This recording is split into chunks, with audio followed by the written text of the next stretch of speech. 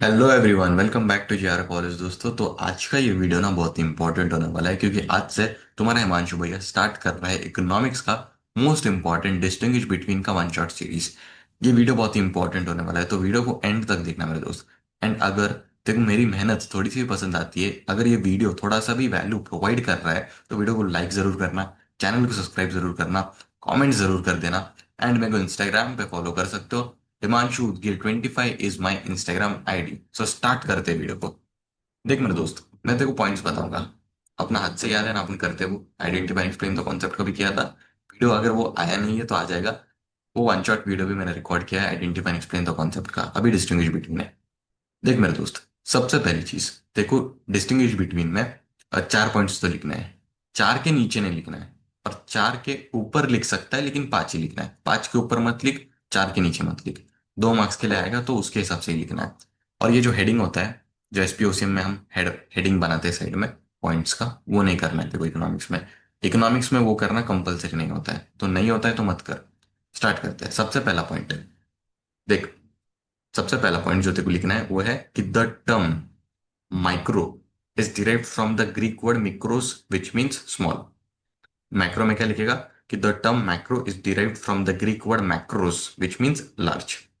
दूसरा पॉइंट कि micro economics uses slicing method and macro economics uses lumping method.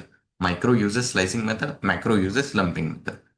तीसरा point, micro economics is individualistic in nature. Individual के behaviour को study करता है, तो micro economics is individualistic in nature. And macro economics is aggregative in nature. Fourth point, the scope of micro economics is limited. Micro का scope limited है, and macro का scope जो होता है वो अनलिमिटेड होता है। पांचवा पॉइंट, माइक्रो इकोनॉमिक्स में प्राइस थ्योरी यूज करी जाती है। माइक्रो इकोनॉमिक्स में प्राइस थ्योरी यूज करी जाती है, एंड मैक्रो इकोनॉमिक्स में इनकम और एम्प्लॉयमेंट थ्योरी यूज करी जाती है। 5 पॉइंट्स डन। ये 5 पॉइंट्स तेरे को एग्जाम में एज इट इज लिखने हैं मेरे दोस्त। माइक्रो एंड मैक्रो पे सवाल आया तो तेरे को ये लिखना है। वैसे माइक्रो एंड मैक्रो का जो डिस्टिंग्विश बिटवीन है, ये 25 में आया था, तो तेरे अटेम्प्ट में आने की प्रोबेबिलिटी मेरे को कम लग रही है। मेरे को इस बार लग रहा है कि स्लाइसिंग एंड लंपिंग मेथड आना चाहिए। देखते हैं 2026 के बोर्ड एग्जाम में आता है कि नहीं स्लाइसिंग मेथड, लंपिंग मेथड। देखते हैं partial equilibrium and general equilibrium. सबसे पहला point, micro economics uses partial equilibrium. जो मैं पॉइंट्स तेको बता रहा हूं ना, ये तेको लिखना है एग्जाम में, तो ये नोट कर ले तू। Micro economics uses partial equilibrium, macro economics uses general equilibrium. Then पहला पॉइंट। दूसरा point, micro economics uses partial equilibrium में लिख दिया। दूसरे पॉइंट में लिखना है देखो कि partial equilibrium is based on certain assumptions such as other things remaining constant. Partial equilibrium is based on certain assumptions such as other things remaining constant. Partial equilibrium कुछ assumption पे based होता है। General equilibrium is not based on any assumptions। क्या बोला मैंने? General equilibrium कोई भी assumptions पे based नहीं होता है। तीसरा पॉइंट, पार्शियल इक्विलिब्रियम का जो स्कोप होता है वो लिमिटेड होता है। जनरल इक्विलिब्रियम का स्कोप जो होता है वो वाइडर होता है। Fourth point, partial equilibrium is regarded as worm's eye view. मतलब एक छोटे वॉर्म के नजरिए से इकोनॉमी को देखेगा। General equilibrium is regarded as bird's eye view. एक पक्षी के नजरिए से इकोनॉमी को देखेगा जनरल इक्विलिब्रियम, ऐसे।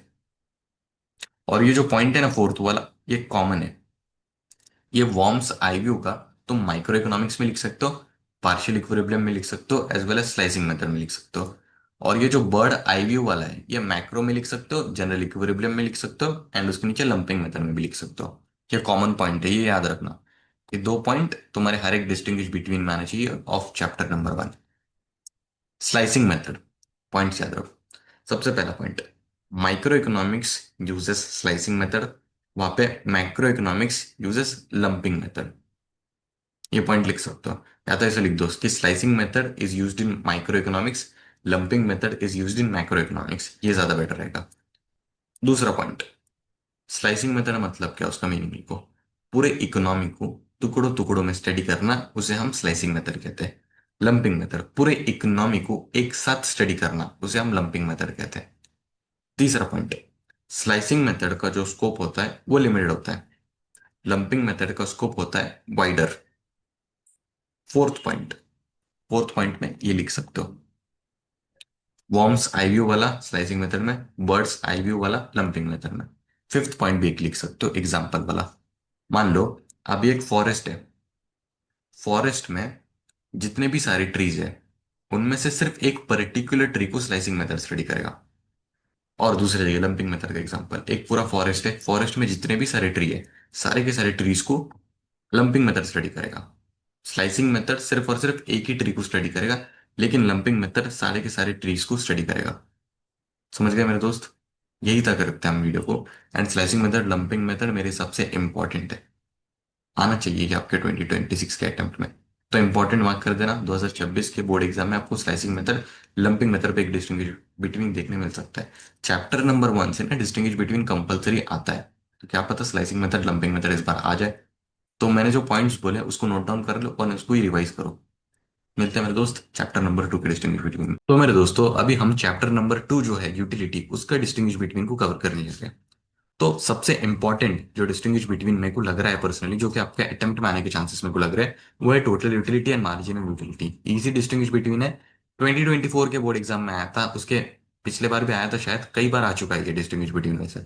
तो मेरे को लग रहा है 2026 के बोर्ड एग्जाम में total utility and marginal utility पे डिस्टिंग्विश बिटवीन आ सकता है। तो अच्छे से करना मेरे दोस्त, चार पॉइंट्स मेरे साथ में करो।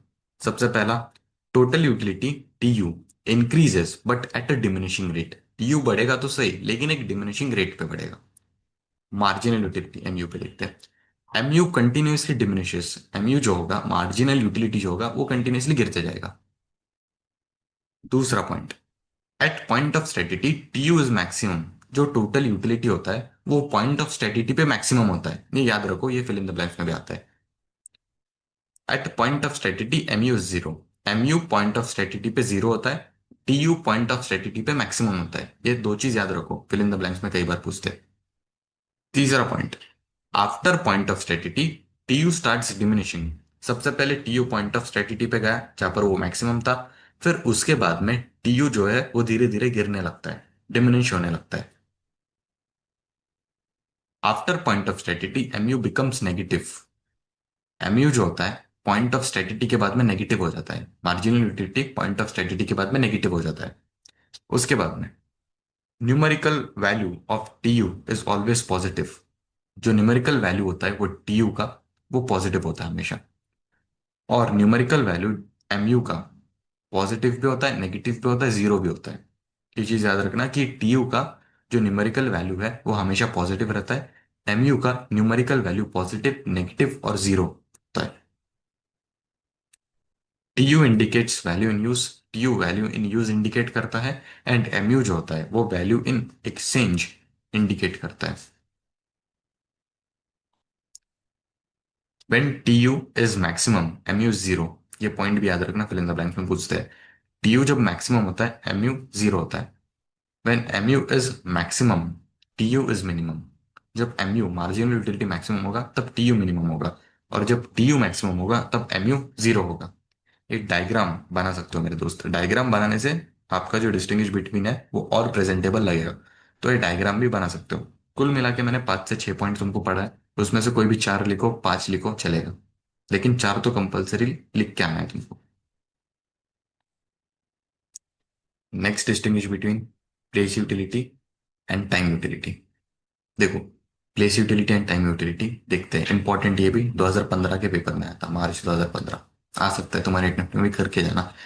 प्लेस यूटिलिटी, देखो, जब भी हम प्लेस चेंज करते हैं तब प्लेस यूटिलिटी क्रिएट होती है। प्लेस चेंज करने की वजह से प्लेस यूटिलिटी क्रिएट क्रिएट होती है, और टाइम चेंज करने से टाइम यूटिलिटी क्रिएट होती है।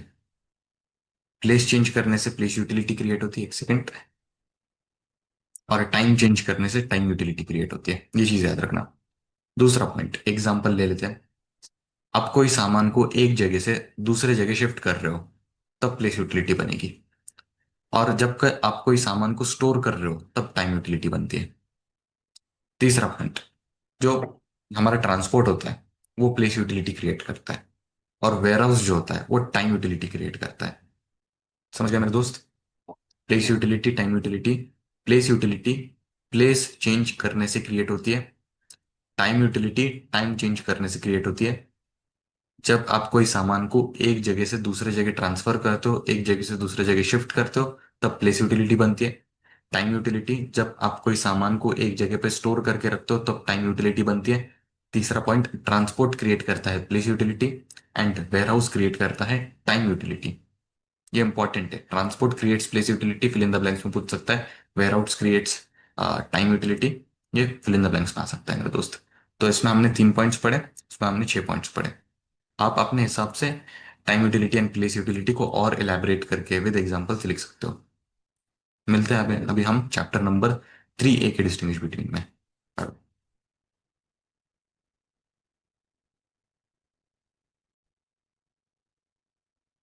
तो मेरे दोस्त, अभी हम जो चैप्टर नंबर 2 है हमारा यूटिलिटी, उसमें एक इंपॉर्टेंट डिस्टिंग्विश बिटवीन है form utility and knowledge utility, उसको देखते हैं। देखिए, जो बेसिस बेसिस है ना, यहाँ पर मीनिंग क्रिएटेड बाय, ये सब लिखने की जरूरत नहीं है एग्जाम में। डायरेक्टली डिस्टिंग्विश बिटवीन पे आते हैं, वही देखो सेम टू सेम एग्जाम में लिखना है। फॉर्म यूटिलिटी, देखो जब भी आप कोई भी कमोडिटी का shape, size, colour, structure change कर देते हो तो उसे फॉर्म यूटिलिटी कहा जाता है। यहाँ पर एग्जांपल है कॉटन। कॉटन से बना लिया तुमने क्लॉथ। टेक्स्ट बुक में एग्जांपल था एक लकड़े का। लकड़े से तुमने बना लिया चेयर। उसे फॉर्म यूटिलिटी कहा जाता है मेरे दोस्त।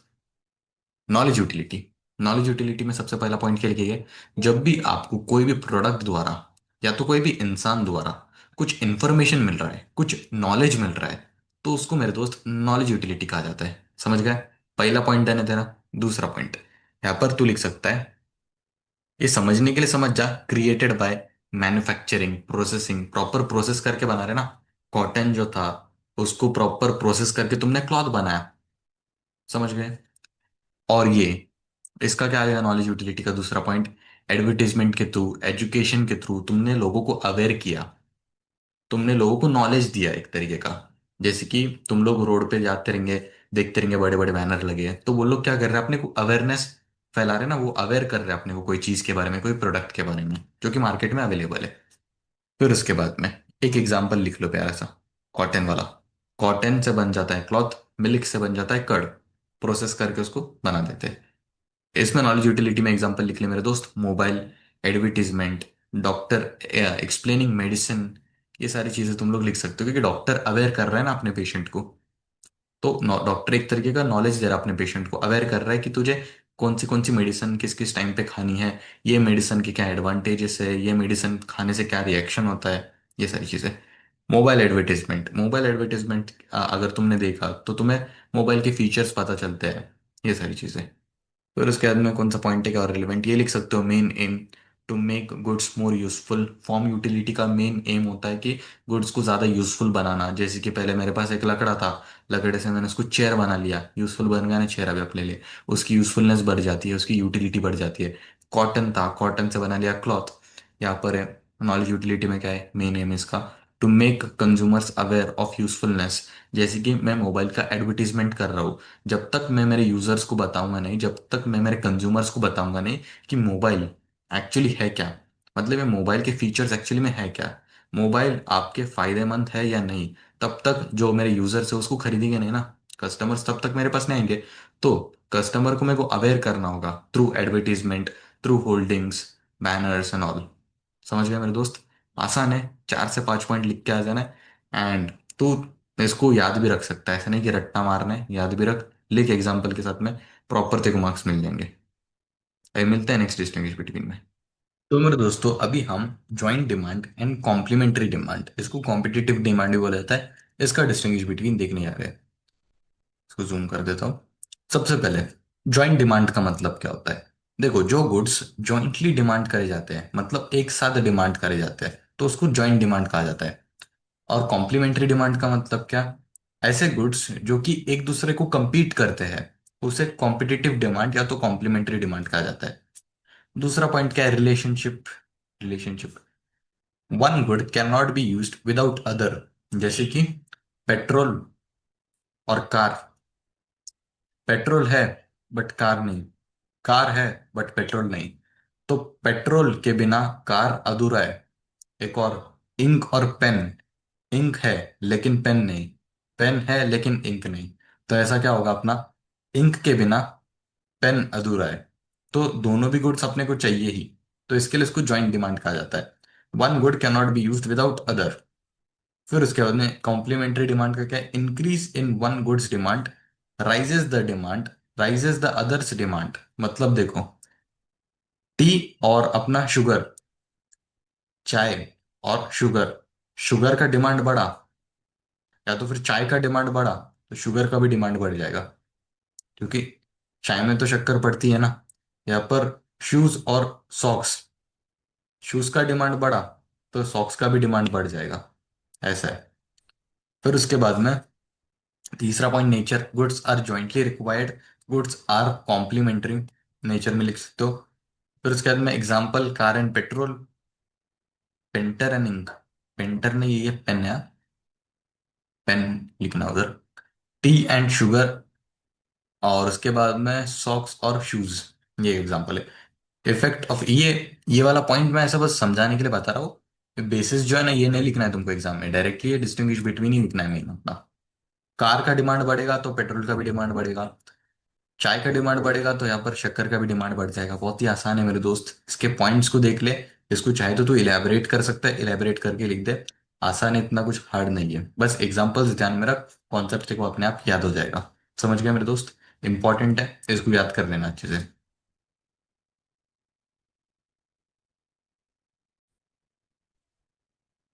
तो मेरे दोस्तों एक डिस्टिंग्विश बिटवीन जो था ना, इंपॉर्टेंट था, वो पढ़ाना मेरा रह गया था एक्चुअली। तो उसको हम अभी स्टार्ट करते हैं। तो उसके पहले एक सेकंड, यहाँ पर फैन ऑफ कर देता हूँ, हो जाएगा। यस, चलो फिर स्टार्ट करते हैं मेरे दोस्तों। Increase in demand and decrease in demand कई बार आ चुका है ये डिस्टिंग्विश बिटवीन। स्टार्ट करते हैं, इंक्रीज इन डिमांड। देखो, जब भी डिमांड बढ़ जाता है, प्राइस चेंज होने की वजह से नहीं, लेकिन अदर फैक्टर्स में चेंजेस आने की वजह से जब भी डिमांड बढ़ जाता है तो उसे इंक्रीज इन डिमांड कहते हैं। क्या कहा मैंने, जब भी डिमांड बढ़ जाता है, प्राइस चेंज नहीं होता लेकिन डिमांड बढ़ रहा है, अदर फैक्टर्स में चेंजेस आने की वजह से जब भी डिमांड बढ़ जाता है तो उसे इंक्रीज इन डिमांड कहा जाता है। डिक्रीज इन डिमांड, डिमांड जब कम होता है, प्राइस चेंज होने की वजह से नहीं, अदर फैक्टर्स में चेंजेस आने की वजह से जब डिमांड कम हो जाता है तो उसे डिक्रीज इन डिमांड कहा जाता है। समझ गए। दूसरा point, increase in demand occurs when more purchase, when क्या है ये, increase in demand occurs when more is purchased at the same price. Purchase तुम लोग ज्यादा करोगे लेकिन प्राइस सेम रहेगा, तो उसको कहा जाता है इंक्रीज इन डिमांड। ये लाइन ठीक से याद करना, थोड़ा कंफ्यूजिंग है। क्या बोला इधर, increase in demand occurs when more is purchased at the same price, price same रहेगा, तुम लोग परचेस ज्यादा कर रहे हो, अदर फैक्टर्स में चेंजेस आने की वजह से डिमांड बढ़ रहा है ना, ऐसा है। Decrease in demand occurs when less is purchased at the same price, purchase तुम लोग कम कर रहे हो एकदम, प्राइस तो सेम है लेकिन परचेस तुमने कम कर दिया, अदर फैक्टर्स में चेंजेस आने की वजह से तुम्हारे डिमांड कम हो गए। समझ गए मेरे दोस्त, थोड़ा ऐसा दिमाग घुमा देंगे ये लाइन, पहली बार ऐसा अभी अभी अभी पढ़ा मैंने भी, तो मैं भी बोला ये क्या लाइन है। कोई नहीं, आसान है। वही बताने की कोशिश कर रहे हैं कि प्राइस तो सेम रहेगा लेकिन तुम लोग परचेस ज्यादा करोगे तो increase in demand, price same रहेगा लेकिन तुम लोग परचेस कम कर दोगे तो डिक्रीज इन डिमांड, ऐसा है। आसान सा मतलब है, इंक्रीज इन डिमांड। फिर उसके बाद में increase in demand is a result of increase in income, जब भी तुम्हारा इनकम बढ़ेगा तो तुम्हारी डिमांड भी बढ़ेगी। Increase in price of substitutes, price of substitutes, जैसे कि चाय का प्राइस बढ़ गया तो कॉफी का डिमांड बढ़ जाएगा। Increase in price of complementary goods, increase in population, population बढ़ेगा तो डिमांड बढ़ेगा, इनकम बढ़ेगा तो डिमांड बढ़ेगा, ऐसा है। ये कुछ कुछ कॉजेस है जिससे डिमांड बढ़ जाता है।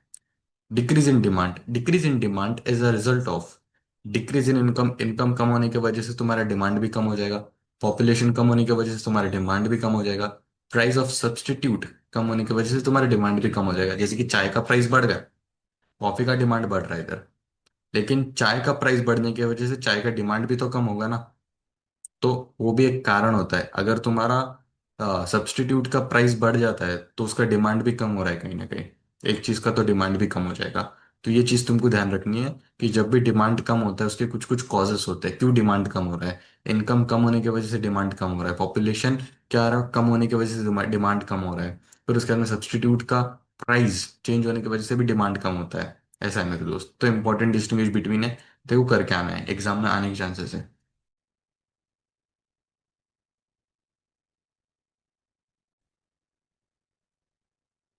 तो गाइज ये एक डिस्टिंग्विश बिटवीन था जो मैं भूल गया था एक्चुअली पढ़ाना।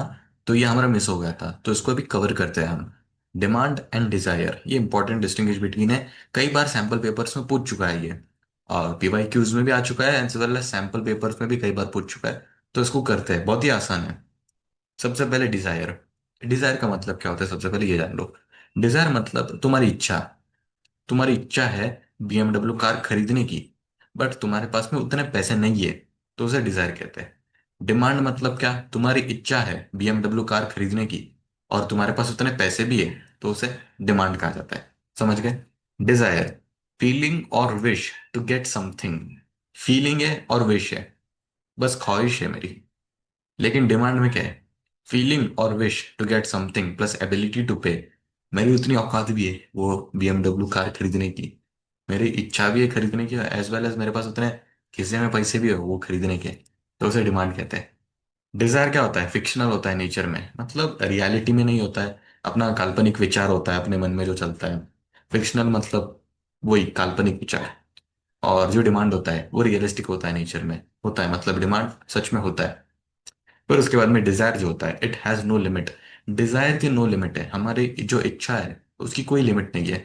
जैसे कि इंसान को क्या चाहिए, गाड़ी चाहिए, घर चाहिए, बाइक चाहिए, फिर कार चाहिए, ट्रक चाहिए, प्लेन चाहिए, लड़की चाहिए, मतलब लड़का चाहिए। ऐसे ही हमारी जो डिजायर है, हमारी जो इच्छा है, ये कभी खत्म नहीं होती। हमको हर टाइम कुछ ना कुछ चाहिए होता है। मेरे दोस्त ने आईफोन लिया, मुझे भी चाहिए। मेरे दोस्त ने वो कपड़े लिए, मुझे भी चाहिए। तो ये डिजायर होता है, डिजायर हैज नो लिमिट्स।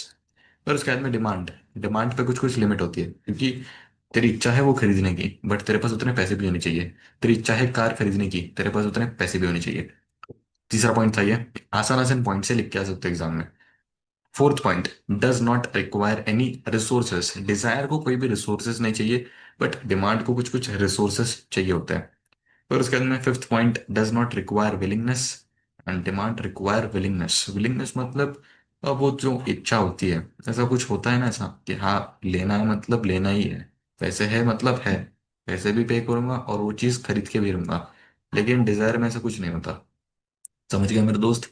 इधर से चार पॉइंट्स तुमको लिख के आने हैं। पांच पॉइंट्स मैंने बताए, आसान पॉइंट से, इजी है, लिख दो, एग्जाम में आ सकता है ये, इंपॉर्टेंट है। मिलते हैं हम नेक्स्ट चैप्टर में। तो अभी मेरे दोस्तों चैप्टर नंबर 3B जो है, उसके इंपॉर्टेंट डिस्टिंग्विश बिटवीन को हम कवर करने जा रहे हैं। सबसे पहला है, जो कि इंपॉर्टेंट है, relatively elastic demand and relatively in elastic demand. Relatively elastic demand का सबसे पहला पॉइंट जो तुमको लिखना है, वो मैं अभी बताने वाला हूं। सबसे पहला पॉइंट, जब भी प्राइस थोड़ा सा भी कम होता है, प्राइस कम होने की वजह से डिमांड बढ़ जाता है, उसे रिलेटिवली इलास्टिक डिमांड कहते हैं। एग्जाम्पल, प्राइस 50% से फॉल हुआ और डिमांड 100% बढ़ गया, इसे रिलेटिवली इलास्टिक डिमांड कहते हैं। तो ये दो पॉइंट आना चाहिए तुम्हारे इसमें। रिलेटिवली इनइलास्टिक डिमांड, देखो, जब भी प्राइस कम होता है, प्राइस कम होने की वजह से डिमांड इतना ज्यादा नहीं बढ़ता है, तो उसे रिलेटिवली इनइलास्टिक डिमांड कहते हैं। मान लो प्राइस 50% से फॉल हुआ और डिमांड 25% ही बढ़ा, इसे मेरे दोस्त रिलेटिवली इनइलास्टिक डिमांड कहते हैं। समझ गए? बढ़ते आगे। तीसरा, तीसरा पॉइंट में तुम लोग क्या लिखोगे, ये न्यूमेरिकल वैल्यू लिखना है मेरे दोस्त को। Just a second.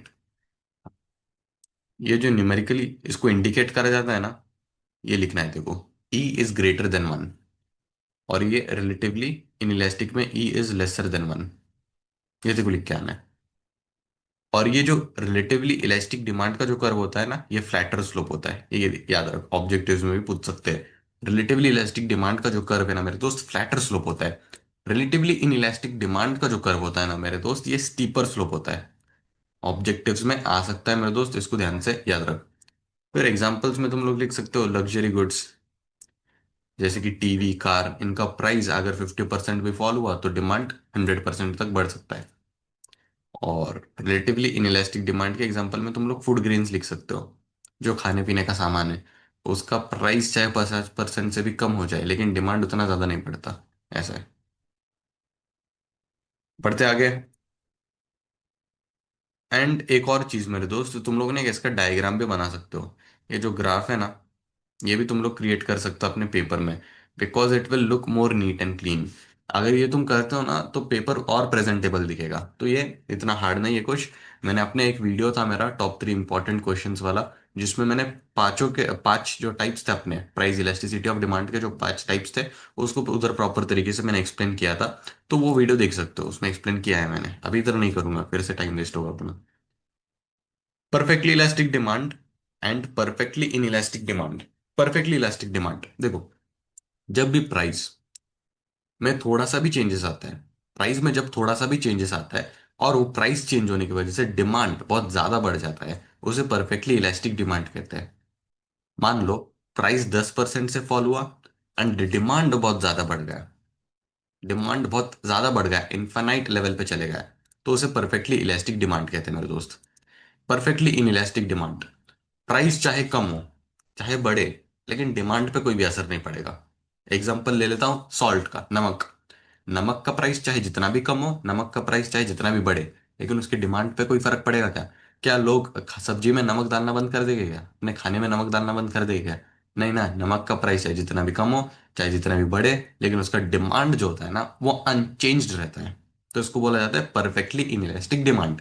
प्राइस चाहे जितना भी कम हो, प्राइस चाहे जितना भी बढ़े, लेकिन डिमांड अनचेंज्ड रहेगा, उसे परफेक्टली इनइलास्टिक डिमांड कहा जाता है। और परफेक्टली इलास्टिक डिमांड मतलब क्या? प्राइस थोड़ा सा भी फॉल होने की वजह से डिमांड बहुत ज्यादा बढ़ जा रहा है, डिमांड इनफाइनाइट लेवल पे चले जा रहा है, उसे परफेक्टली इलास्टिक डिमांड कहा जाता है मेरे दोस्त। समझ गए?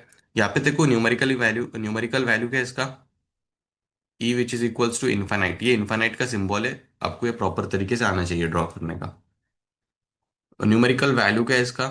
ई which is equals to zero, ये आना चाहिए मेरे दोस्त आपको।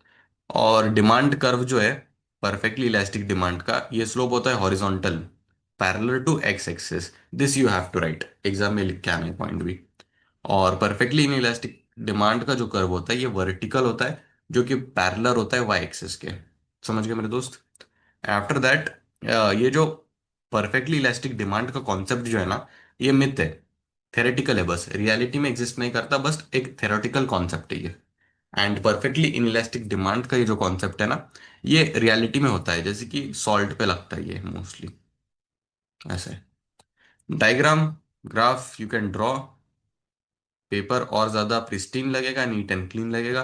आपको ये ड्रॉ करना है मेरे दोस्त, प्रैक्टिस करो एंड ड्रॉ करके आओ आपके पेपर में। अगर ये क्वेश्चन पूछते हैं आपको perfectly elastic demand, perfectly inelastic demand, diagram आपको फॉर श्योर बना के आना है, पेपर अच्छा दिखेगा। क्योंकि मेरे को याद है मेरे टाइम पे भी ये क्वेश्चन आया था, ये जो क्वेश्चन है ना perfectly elastic demand and perfectly inelastic demand वाला, मेरे अटेम्प्ट में भी आया था, एंड मैंने भी ये डायग्राम जो है ना, ग्राफ, ये बनाकर आया था।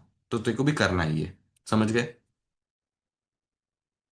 अभी देखते हैं नेक्स्ट डिस्टिंग्विश बिटवीन, देखते हैं मेरे दोस्त।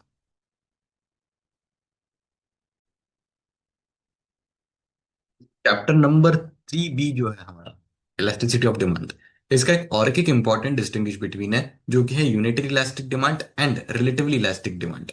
तो उसको हम कवर करते हैं।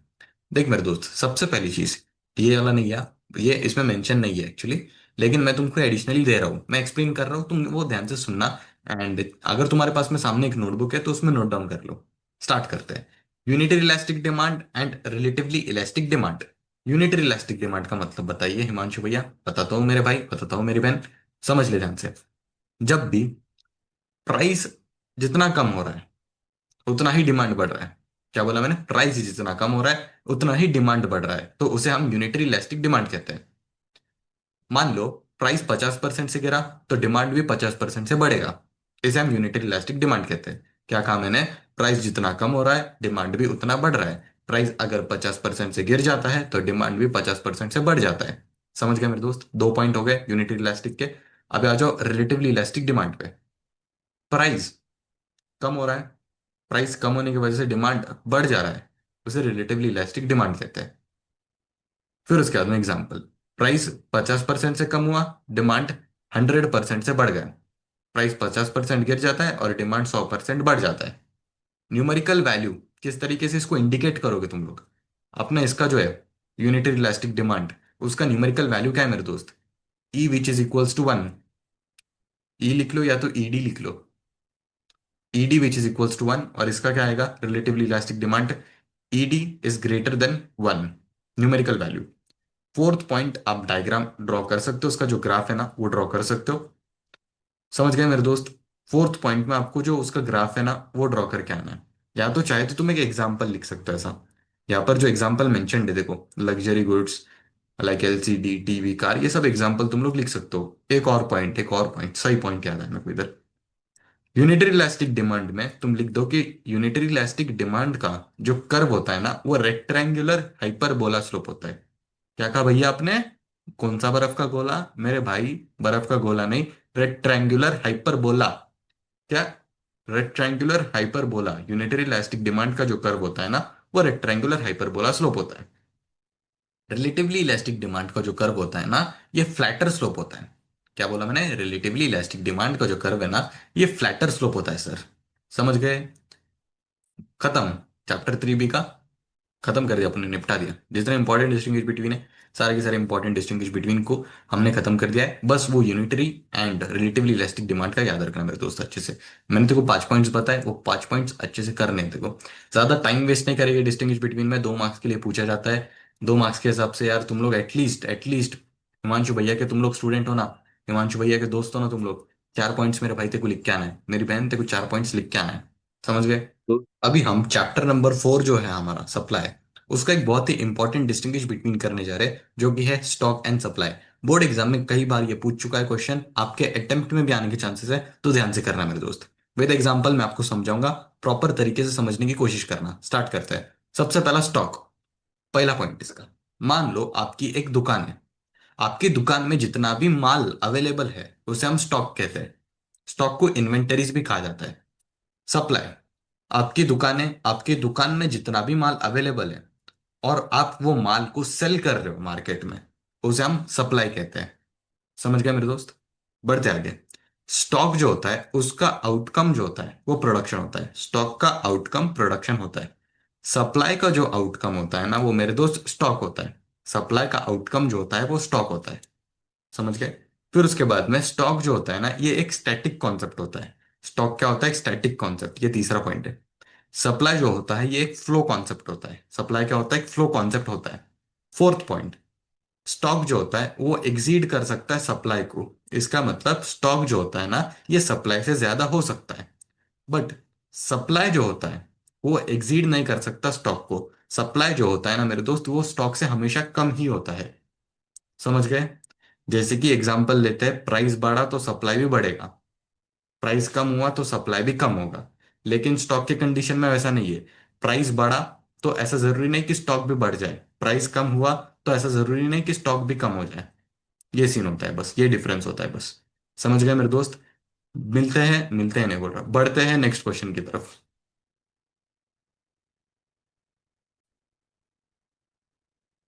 तो मेरे दोस्त अभी ये जो distinguish between expansion of supply and increase in supply, इसको देखते हैं। एक्सपांशन ऑफ सप्लाई का मतलब क्या होता है? देखो, सबसे पहला पॉइंट, जब भी प्राइस बढ़ जाता है, प्राइस बढ़ने की वजह से सप्लाई जब बढ़ता है ना, तो उसे एक्सपांशन ऑफ सप्लाई कहते हैं। क्या कहा मैंने? प्राइस बढ़ रहा है, प्राइस बढ़ने की वजह से सप्लाई भी बढ़ रहा है, उसे हम एक्सपांशन ऑफ सप्लाई कहते हैं। इंक्रीज इन सप्लाई, देखो, इंक्रीज इन सप्लाई में सप्लाई बढ़ जाता है, लेकिन प्राइस बढ़ने की वजह से नहीं। अदर फैक्टर्स में चेंजेस आने की वजह से जब सप्लाई बढ़ जाता है ना, तो उसे इंक्रीज इन सप्लाई कहा जाता है। क्या कहा मैंने? इंक्रीज इन सप्लाई का मतलब सप्लाई बढ़ जा रहा है, लेकिन प्राइस बढ़ने की वजह से सप्लाई नहीं बढ़ रहा। अदर फैक्टर्स में चेंजेस आने की वजह से जब सप्लाई बढ़ जाता है ना, तो उसे इंक्रीज इन सप्लाई कहा जाता है मेरे दोस्त। दूसरा पॉइंट, जो एक्सपांशन ऑफ सप्लाई होता है, ये वेरिएशन इन सप्लाई के अंडर आता है। Expansion of supply variation in supply के अंडर आता है। और जो इंक्रीज इन सप्लाई होता है वो चेंजेस इन सप्लाई के अंडर आता है। क्या कहा मैंने? वेरी इंक्रीज इन सप्लाई जो होता है वो चेंजेस इन सप्लाई के अंडर आता है। फिर उसके बाद में ये एक पॉइंट लिख लो तुम लोग, कि जो एक्सपांशन ऑफ सप्लाई होता है ना, उसका जो कर्व होता है ये अपवर्ड स्लोप होता है। देखो, ऐसे अपवर्ड स्लोप होता है। एक्सपांशन ऑफ सप्लाई का कर्व जो होता है ना, वो अपवर्ड स्लोप होता है। और इंक्रीज इन सप्लाई का जो कर्व होता है ना, ये राइट हैंड की तरफ स्लोप होता है। राइट हैंड की तरफ तरफ शिफ्ट होता है। ये तरफ क्या बोल रहा हूं मैं? राइट हैंड की तरफ शिफ्ट होता है। इंक्रीज इन सप्लाई का जो कर्व होता है वो राइट हैंड की तरफ शिफ्ट होता है। अभी सही बोला? ये दिख रहा है क्या ऐसा? तो इंक्रीज इन सप्लाई का जो कर्व होता है ना मेरे दोस्त, ऐसा राइट हैंड की तरफ शिफ्ट शिफ्ट होता है ये। आज फंबल बहुत मार रहा हूं मैं, क्या पता। समझ गए मेरे दोस्त? ये पॉइंट याद रख। अगर ग्राफ चाहे तो बना सकता है, अच्छा दिखेगा पेपर, नीट दिखेगा। ग्राफ चाहे तो बना सकता है। ये पॉइंट याद रख लेकिन, कि जो एक्सपांशन ऑफ सप्लाई है उसका जो कर्व होता है ना, ये अपवर्ड स्लोप होता है, और इंक्रीज इन सप्लाई का जो कर्व होता है ना, ये राइट हैंड की तरफ शिफ्ट होता है। समझ गए मेरे दोस्त? ये बढ़ते आगे।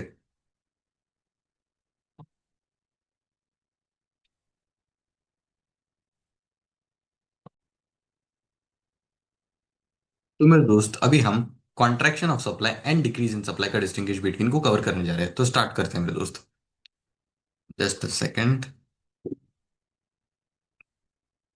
पेन ले लेता हूं मैं। Yes. Contraction of supply, contraction of supply का मतलब होता है जब प्राइस कम होता है ना, प्राइस कम होने की वजह से सप्लाई भी कम होता है, तो उसे कॉन्ट्रैक्शन ऑफ सप्लाई कहा जाता है। प्राइस कम हो रहा है, प्राइस कम होने की वजह से सप्लाई भी कम हो रहा है, तो उसे मेरे दोस्त कॉन्ट्रैक्शन ऑफ सप्लाई कहा जाएगा। Decrease in supply, decrease in supply का मतलब ध्यान से सुन। सप्लाई कम हो रहा है, प्राइस कम होने की वजह से सप्लाई नहीं कम हो रहा है इधर। अदर फैक्टर्स में चेंजेस आने की वजह से जब सप्लाई कम हो जाता है ना, तो उसे डिक्रीज इन सप्लाई कहते हैं। क्या कहा मैंने? सप्लाई कम हो रहा है, प्राइस कम होने की वजह से सप्लाई कम नहीं हो रहा है। अदर फैक्टर्स में चेंजेस आने की वजह से जब सप्लाई कम होता है ना, तो उसे डिक्रीज इन सप्लाई कहा जाता है। समझ गए? बढ़ते आगे। Contraction of supply, variation in supply के अंडर आता है। Decrease in supply, changes in supply के अंडर आता है। मतलब चेंजेस इन सप्लाई का कॉन्सेप्ट है decrease in supply, and variation in supply का कॉन्सेप्ट है कॉन्ट्रैक्शन ऑफ सप्लाई। फिर उसके बाद में जो कॉन्ट्रैक्शन ऑफ सप्लाई होता है ना मेरे दोस्त, ये डाउनवर्ड स्लोप होता है, ऐसा नीचे की तरफ स्लोप होता है।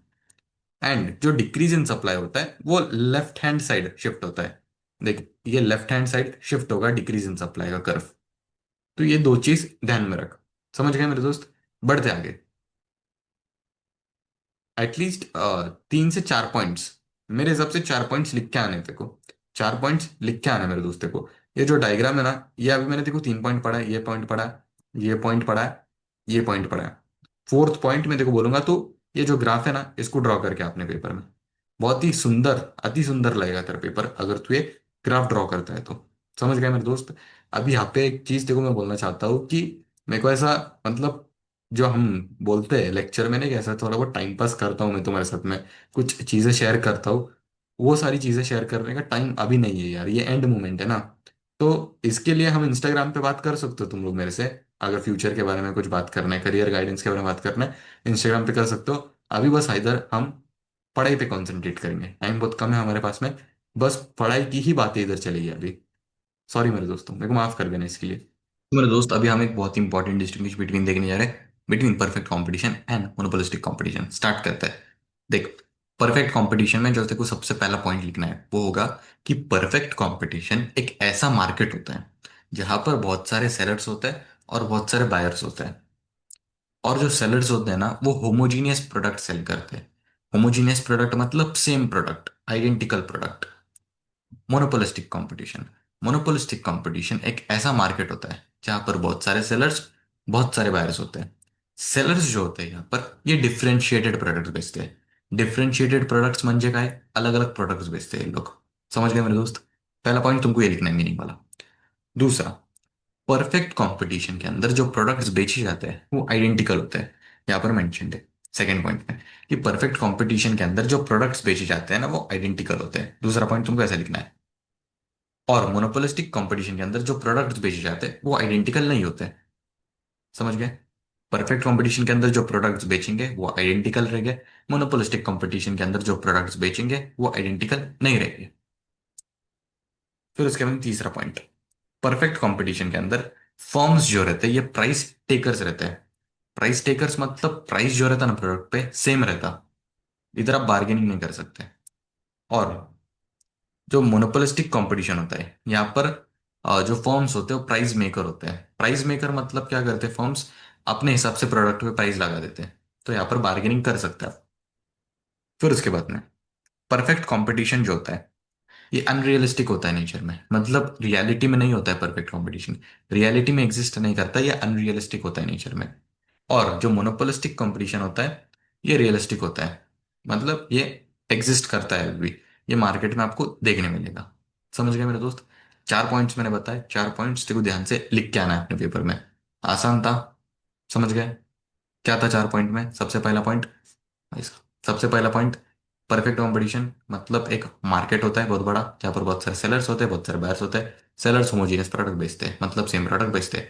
मोनोपोलिस्टिक कंपटीशन मतलब एक बहुत बड़ा मार्केट होता है जिधर बहुत सारे सेलर्स, बहुत सारे बायर्स होते हैं, जहाँ पर बायर्स सेलर्स जो होते हैं ये डिफरेंशिएटेड प्रोडक्ट बेचते हैं, मतलब अलग अलग प्रोडक्ट्स बेचते हैं। दूसरा पॉइंट, परफेक्ट कंपटीशन के अंदर आइडेंटिकल प्रोडक्ट बेचे जाते हैं, मोनोपोलिस्टिक कंपटीशन के अंदर आइडेंटिकल प्रोडक्ट नहीं बेचे जाते। परफेक्ट कंपटीशन के अंदर जो फर्म्स होते हैं वो प्राइस टेकर होते हैं, एंड मोनोपोलिस्टिक कंपटीशन के अंदर फर्म्स जो होते हैं वो प्राइस मेकर होते हैं। Fourth point, perfect competition unrealistic होता है नेचर में, लेकिन मोनोपोलिस्टिक कंपटीशन रियलिस्टिक होता है नेचर में। चार points you have to write. तो मेरे दोस्तों अभी हम चैप्टर नंबर 6 जो है ना अपना इंडेक्स नंबर, उसके इंपॉर्टेंट डिस्टिंग्विश बिटवीन को कवर करने जा रहे हैं। लेकिन उसके पहले जो मेरा गाइड है ना, जो मेरे पास डाइजेस्ट है, तो उसमें थोड़ा टेक्निकल लैंग्वेज में दिया था, तो मैंने इसको हिंदी में कन्वर्ट कर दिया है। लेकिन आपको इंग्लिश में लिखना है एग्जाम में, तो यहाँ से समझ लो और एग्जाम में इंग्लिश में लिख के आना है। स्टार्ट करते हैं। एक सेकेंड, पेन भी ले लेता हूँ मैं। पेन का ऑप्शन यहाँ पर नहीं चलेगा। स्टार्ट करते हैं। सिंपल इंडेक्स नंबर जो होता है उसका सबसे पहले मीनिंग देख लेते हैं। सिंपल इंडेक्स नंबर सब गुड्स का सिंपल एवरेज होता है। क्या होता है? सिंपल इंडेक्स नंबर सब गुड्स का सिंपल एवरेज होता है। Weighted index number, weighted index number जो होता है ना, ये गुड्स को इंपॉर्टेंस देकर एवरेज होता है। वेटेड इंडेक्स नंबर गुड्स को इंपॉर्टेंस देकर एवरेज होता है। फिर उसके बाद में दूसरा पॉइंट, सिंपल इंडेक्स नंबर में सब कॉमोडिटीज को सेम इंपॉर्टेंस दिया जाता है, मतलब जितने भी कॉमोडिटीज होते हैं सबको इंपॉर्टेंट माना जाता है। लेकिन वेटेड इंडेक्स नंबर में इंपॉर्टेंट गुड्स को ही ज्यादा इंपॉर्टेंस दिया जाता है। समझ गए?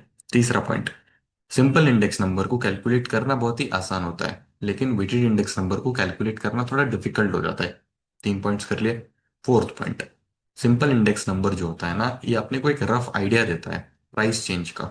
सिंपल इंडेक्स नंबर एक रफ आइडिया देता है प्राइस चेंज का। और वेटेड इंडेक्स नंबर जो होता है ये हमें एक्यूरेट आइडिया देता है, एकदम सही एक्यूरेट, मतलब एकदम सही अंदाजा देता है हमें, सही आइडिया देता है हमें प्राइस चेंज का।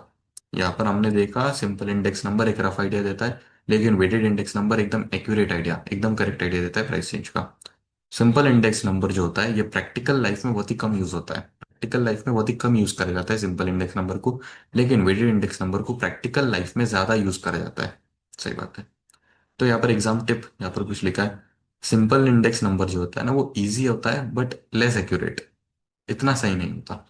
वेटेड इंडेक्स नंबर जो होता है वो हार्ड होता है बट टोटली एक्यूरेट होता है। तो आपको एग्जाम में कौन से पॉइंट्स लिखने हैं? सबसे पहले ये लिख लो कि सिंपल इंडेक्स नंबर को इजी से, एकदम इजी वे में कैलकुलेट करा जाता है, बहुत ही आसान होता है सिंपल इंडेक्स नंबर को कैलकुलेट करना।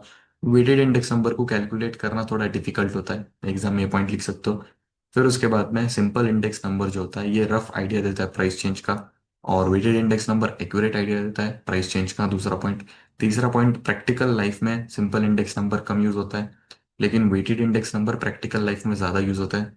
तीसरा पॉइंट। चौथा पॉइंट लिख सकते हो कि सिंपल इंडेक्स नंबर में जो कॉमोडिटीज होती है, हर एक कॉमोडिटीज को इक्वल इंपॉर्टेंस दिया जाता है, लेकिन वेटेड इंडेक्स नंबर में जो गुड्स ज्यादा इंपॉर्टेंट है तो उनको ही ज्यादा इंपॉर्टेंस दिया जाता है।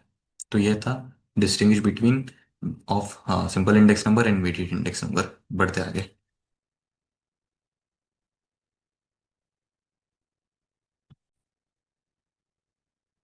तो एक और इम्पॉर्टेंट डिस्टिंग्विश बिटवीन है जिसको हम अभी कवर करने जा रहे हैं, जो कि है चैप्टर नंबर 6 से ही, price index number and quantity index number. तो प्राइस इंडेक्स नंबर जो होता है ना, ये क्या करता है? मेजर करता है changes in price. Price index number क्या करता है? मेजर करता है changes in price over a period of time. Quantity index number basically measure करता है changes in quantity over a period of time. Price index number measure करेगा changes in price over a period of time. Quantity index number measure करेगा changes in quantity over a period of time. समझ गए? उसके बाद में दूसरा point जो है, it can be used for measuring the changes in price. Price में जो चेंजेस आते हैं उसको मेजर करता है, as well as other purposes, बाकी के पर्पसेस के लिए भी यूज करा जाता है। Example, fixing wages, interest rates, tax rates etcetera. ठीक है, प्राइस को मेजर करने में भी काम आता है और बाकी के अदर पर्पस में भी काम आता है, जैसे कि फिक्स करना वेजेस का, इंटरेस्ट रेट और टैक्सेस रेट, टैक्स रेट को फिक्स करना, इंटरेस्ट रेट को फिक्स करना, वेज रेट को फिक्स करना, इसमें भी प्राइस इंडेक्स नंबर काम आता है। फिर उसके बाद में quantity index number. Quantity index number जो होता है ना, क्या है इसका? It can be used only for measuring the changes in quantities. अच्छा, क्वांटिटी इंडेक्स नंबर सिर्फ और सिर्फ क्वांटिटी में जो चेंजेस आते हैं उसको ही मेजर करता है। Example items like exports and imports. ठीक है, चलेगा। Third point, it is very popular concept. ये एक पॉइंट बना लो, 4 पॉइंट लिखने बोला था मैंने तुमको, तो यहाँ पर एक बना लो। It is a very popular concept and can be understood easily and can also be calculated easily. Easy to calculate है और पॉपुलर कॉन्सेप्ट है। तो पॉपुलर कॉन्सेप्ट का आपका तीसरा पॉइंट बन जाएगा और इजी टू कैलकुलेट वाला चौथा पॉइंट बन जाएगा। और quantity index number not so popular, तीसरा पॉइंट बन जाएगा आपका ये। And it cannot be calculated easily, ये चौथा पॉइंट बन जाएगा। समझ गए मेरे दोस्त? 4 पॉइंट है price index number and quantity index number के। बढ़ते आगे। इसके बाद में Laspeyres index number and purchase index number. ये सम के फॉर्म में आता है एग्जाम में, मोस्टली डिस्टिंग्विश बिटवीन चांसेस कम है, बट पूछा तो ये क्वेश्चन जो 5 होता है टेबल बेस्ड में, उसमें एक सम के फॉर्म में आ सकता है ये। Laspeyres index number and purchase index number. Laspeyres uses base year quantity Q0 as weights to calculate the index number। Okay, Laspeyres क्या करता है? यूज करता है base year quantity Q0 as weights to calculate index number। और परचेस जो होता है वो यूज करता है current year quantity Q1 as weights to calculate the index number। मतलब लिस्पर्स यूज करता है base year quantity and purchase use करता है करंट ईयर क्वांटिटी। फॉर्मूला इसका याद कर लेना, फॉर्मूला के लिए दूसरा पॉइंट दे देना। ये फॉर्मूला याद कर लेना इसका।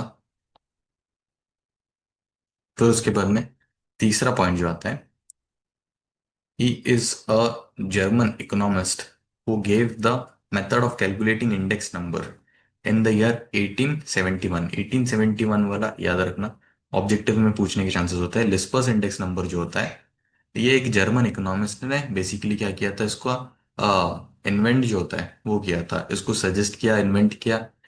जर्मन इकोनॉमिस्ट, उसका नाम तो मेंशन नहीं है। और पर्शियस इंडेक्स नंबर को एक जर्मन स्टैटिस्टिशियन, उसने इन्वेंट किया था method of calculating index number 1874 में। तो ये आपको करना है, ये याद रखना है। उनके कुछ कुछ ऐसे फोटोज भी है ना आपके टेक्स्ट बुक में, तो वो देख लो। नॉट सो इम्पोर्टेंट, इसके और पॉइंट्स देख सकते हो आप। ये वाला इतना इंपॉर्टेंट नहीं है, बट मैंने फिर भी पढ़ा दिया। लेकिन स्टार्टिंग के दो इंपॉर्टेंट है, इतना इंपॉर्टेंट नहीं है ये वाला, लिस्पर्स एंड पर्सिस वाला। अगर आप चाहते हो तो इस पे चैट जीपीटी से इसके कोई और पॉइंट्स निकाल सकते हो, इसको एक्सपांड कर सकते हो। मिलते हैं चैप्टर नंबर 7 के इंपॉर्टेंट आइडेंटिफाई एक्सप्लेन तक। इंपॉर्टेंट आइडेंटिफाई एक्सप्लेन बोल रहा हूँ, इंपॉर्टेंट डिस्टिंग्विश बिटवीन में। इसके पहले आइडेंटिफाई एक्सप्लेन द कॉन्सेप्ट पढ़ा था, उसका भी वन शॉट वीडियो है।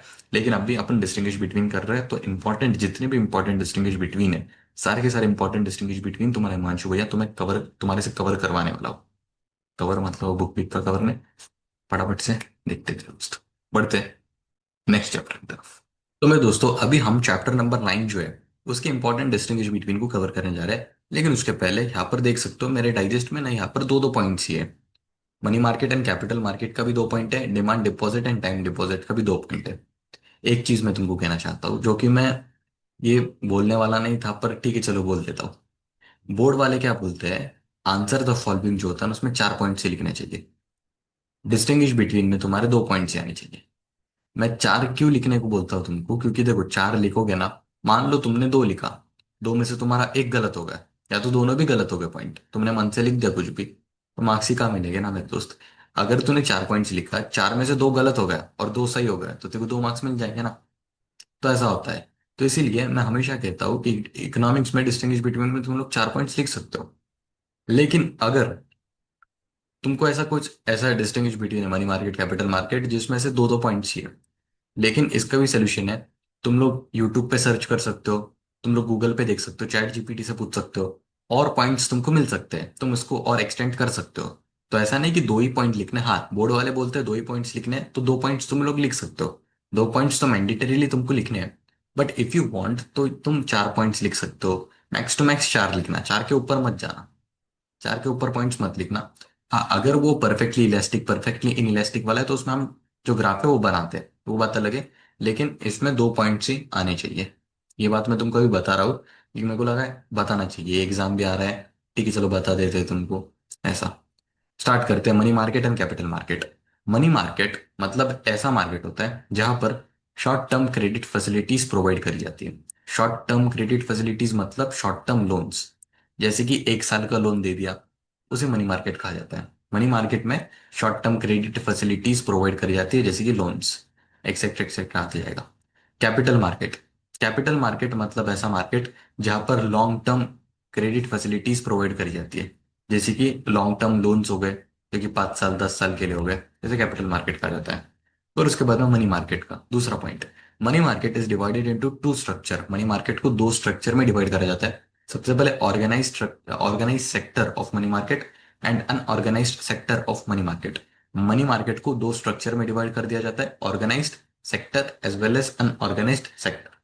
Capital market is divided into 4 parts. Capital market को 4 पार्ट्स में डिवाइड करा जाता है, government securities, industrial securities market, developmental financial institutions and financial intermediaries. समझ गए मेरे दोस्त। तीसरा पॉइंट मैं तुमको बता रहा हूँ कि मनी मार्केट जो होता है ना, इसमें रिस्क जो होता है ये कम होता है। कैपिटल मार्केट में रिस्क जो होता है ना, ये ज्यादा होता है। समझ गए। बढ़ते हैं आगे। एक और डिस्टिंग्विश बिटवीन है, इंपॉर्टेंट है, ये भी कई बार आता है एग्जाम में, demand deposit and time deposit. Demand deposit, deposits that are withdrawable on demand are known as demand deposit. देखो, तुमने बैंक अकाउंट में पैसे रखे और तुम जा रहे हो बैंक में और बोल रहे हो कि मुझे मेरा पैसा चाहिए, मुझे मेरा पैसा चाहिए, तो तुमको दे देंगे। वो तुम डिमांड कर रहे हो पैसों के लिए, तुमको पैसे दे देंगे, लेकिन तुम्हारे अकाउंट में उतने पैसे होने भी चाहिए जितना तुम डिमांड कर रहे हो। टाइम डिपॉजिट, टाइम डिपॉजिट का मतलब क्या होता है, कुछ स्पेसिफिक टाइम के लिए तुम्हारे बैंक अकाउंट में जब तुम पैसे रखते हो और वो स्पेसिफिक टाइम खत्म होने के बाद ही तुम्हें वो पैसे मिलते हैं, जैसे कि फिक्स डिपॉजिट, रिकरिंग डिपॉजिट। इसके डिमांड डिपॉजिट के example current account, saving account, ऐसे है। समझ गए मेरे दोस्त। ये दो इंपॉर्टेंट चीजें तुमको एग्जाम में लिख के आना है। अगर ये आता है तो इलेबोरेट इसको कर सकते हो तुम। मिलते हैं नेक्स्ट डिस्टिंग्विश बिटवीन।